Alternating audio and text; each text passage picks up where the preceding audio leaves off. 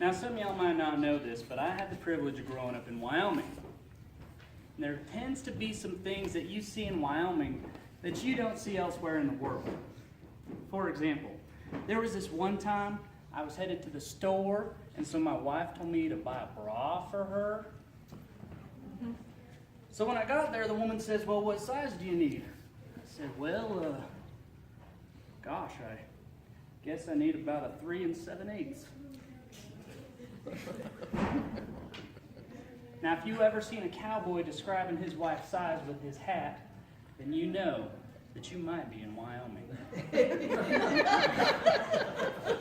What a lot of people don't know about Wyoming is that Wyoming is the true home of Sasquatch. That's right.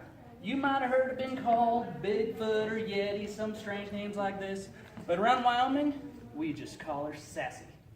And you might be wondering how I know that Sassy's a girl. That's part of growing up in Wyoming. You know which ones is the boys and which ones is the girls. And I can tell you because I seen her with my own 2 eyes.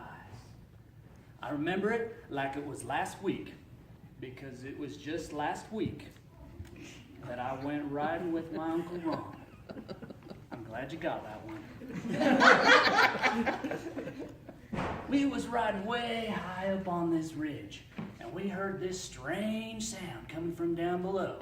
We stopped to look and see what it was, and we saw what looked like a big old grizzly bear pushing over a tree. Except that it was pretty tall and skinny to be a grizzly bear. And then she stood straight up, and we knew that it was Sassy. Now you might be thinking that them grizzly bears, they can stand up on their hind legs too. But she didn't just stand up for a little bit. She got up and she walked around. And then she went over and picked up that big old tree trunk and carried it off into the forest. Me and Uncle Ron didn't really know what to say. We just stood there staring at each other. That night, strange things started to happen. When we was sleeping, we could hear all these branches breaking and trees being pushed over. And there was a different night. I woke up in the middle of the night, and I could hear this strange breathing coming from outside the tent.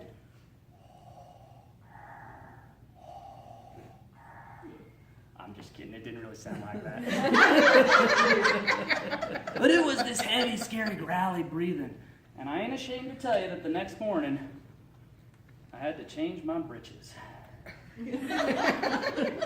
Something weird was going on for sure. Then it was there about, the last day probably, when we saw Sassy again. We was riding down by the riverbank, and we heard this sloshing around in the water.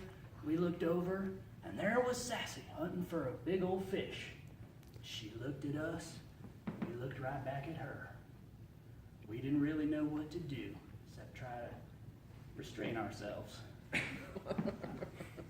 Sassy went back about her business. She reached in the water real fast and pulled out a big old fish.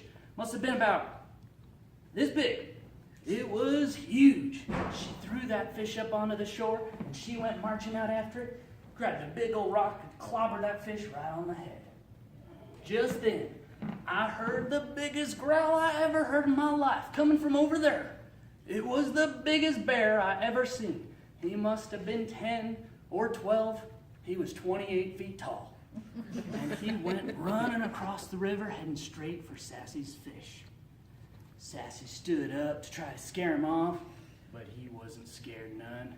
He stood up too, and they stared at each other for a minute. And then they both growled and they butted heads.